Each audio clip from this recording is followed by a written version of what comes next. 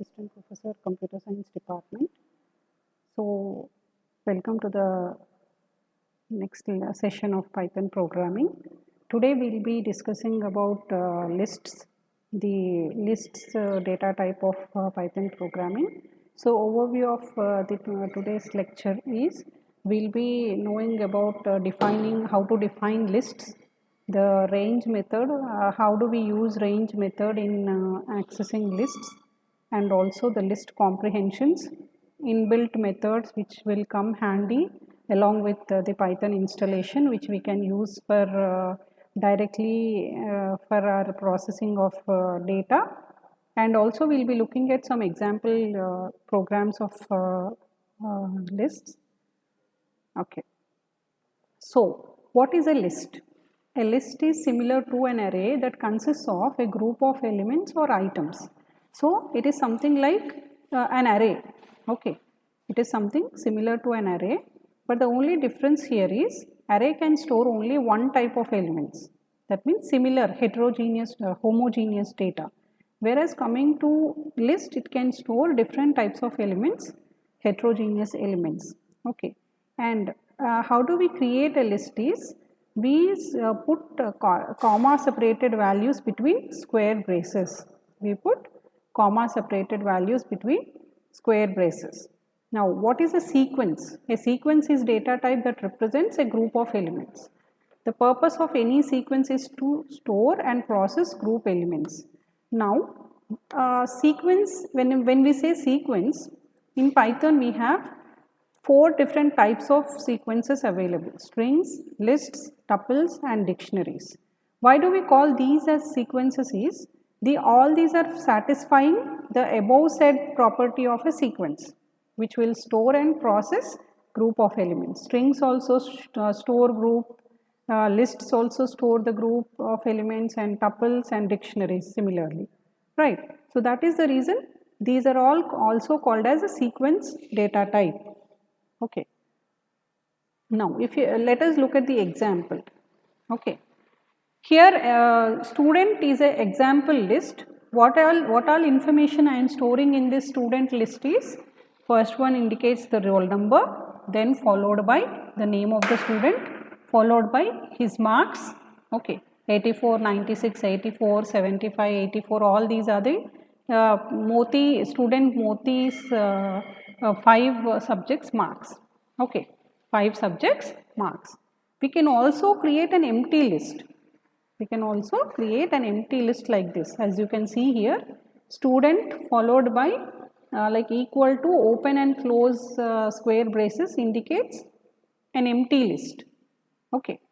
Now, how do you access the values in a list? How do we access is using the slicing operator. How do we slice a list is using the square braces. Okay, with an index value in it. Square braces along with the index value. You can mention a single index value, or you can mention a range of index values. Okay, so you can always use positive indexing, negative indexing. So when you say suppose student of 0, it will access the first element of the list student. Student of 1, it will access the second element, like that till 6. Now, if you want to access from the back, if you want to access the list from the back, always use the negative indexing. Okay, -1, when you say student of -1, it will give you the access to the last element of the student list. That means it will give you the value 84. If you say student of -5, it will give you the value of the first subject 84. Okay. So like that we can also always use positive indexing and negative indexing. Okay. Here you can look at a program. Okay.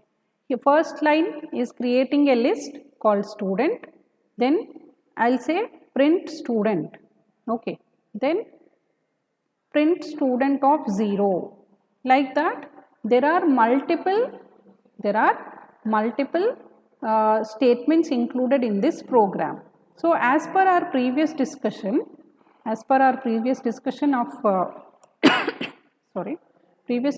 of positive indexing and negative indexing, now you tell me what would be the output of this particular program. If I say print student, what will be printed? When I say print student of 0, what will be printed? When I say print student of -1, what will be printed? You have 1 minute time.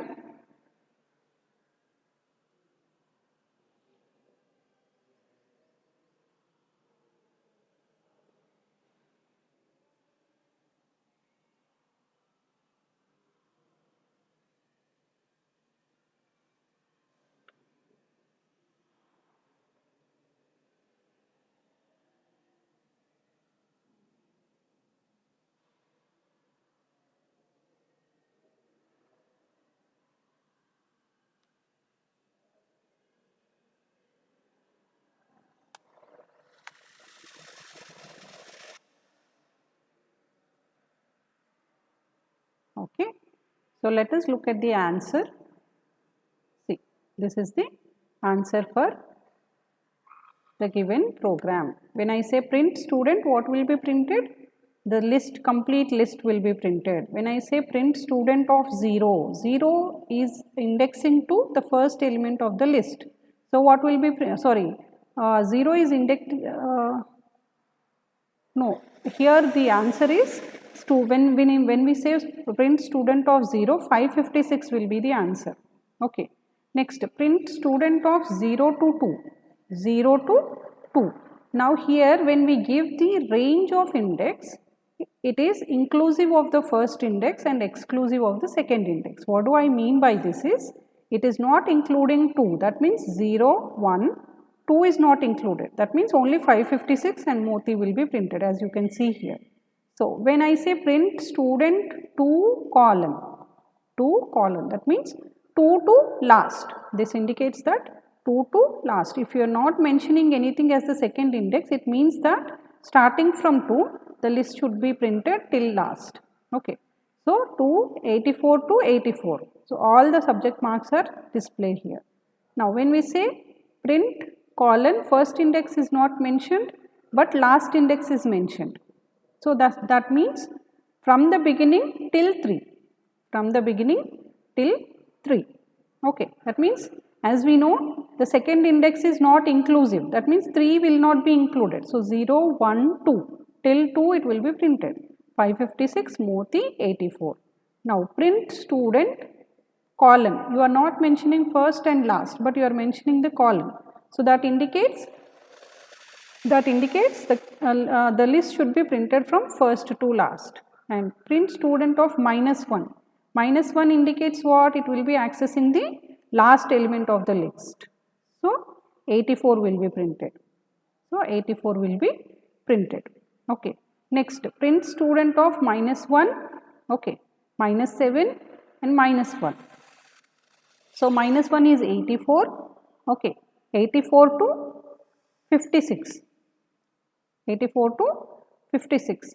Actually, it should be printed till 84 to 56. But since we are mentioning the -1 again, here 56 is not being printed. Okay. Range method, range function. Okay, how do we use range function? Range function is used to print list of integer values. So always we'll give a starting value and ending value. Okay, starting value and an ending value, and also we'll give the step count. Sometimes like how many steps you should take. Suppose if I give 0 to 10 and step count as 2, what it will print is 0, 2, 4, 6, 8, 10, like that. If I give step count as 1, then 0, 1, 2, 3, 4, 5, 6, 7, 8, 9, 10. Okay. If you don't mention any step count, the default value will be 1 here. Okay. Here is an example program of range method, range function. See, range of 5. 5 is not included, 0 to 4. Since it is starting at 0, it will print till 4. Okay. Range of 1 to 5. Range of 1 to 5. That means it will start from 1 and it will print till 4. Always second index value is not inclusive. Okay, second index value is not inclusive. Then 5 to 1. 5 to 1. Now tell me, why are we getting a empty list here? When we say 5 to 1.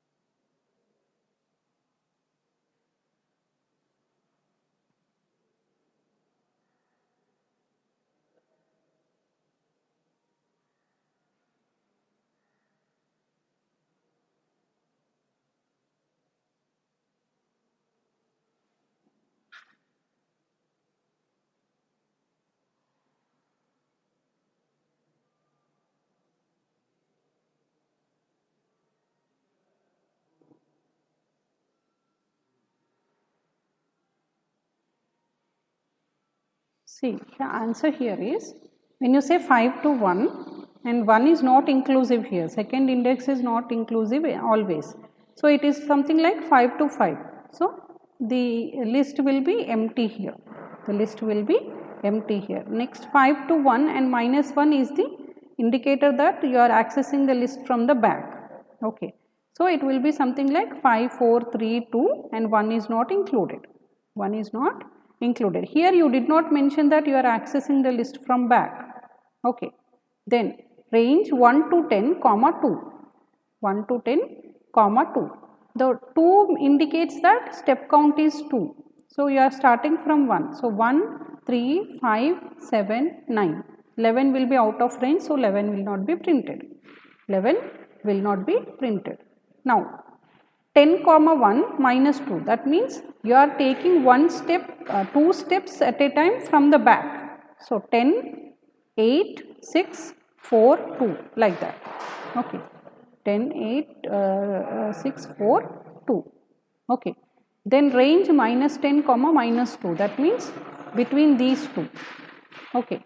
So, minus 2 will not be included, minus 10, minus 9, minus 8, minus 7 like that till minus 3 because minus 2 is not included. Similarly, the next one also. Okay. How do we create a list using the range function? You can look at here, numbers is equals to range 0, 9, print numbers. So, what I am getting? 0 to 8. Since 9 is not included, 0 to 8. So, numbers will be a list of numbers now. Numbers variable is nothing but it is a list of numbers. Okay, it is a list of numbers. And you can look at the second example where we are giving the step count as 0 to 9. 0 to 9 and step count is 2, 0, 2, 4, 6, 8. Okay. How do we loop over a list is using the range method. Okay. So, for loop. So, for loop, for I in numbers, print I, simple. It is as simple as that, and you can also always update and delete because they are mutable. That means they can be modified. They can be modified. Similarly, here is an example which you need to work on. Okay. Here is the example program which you need to work on for today's session. Thank you so much.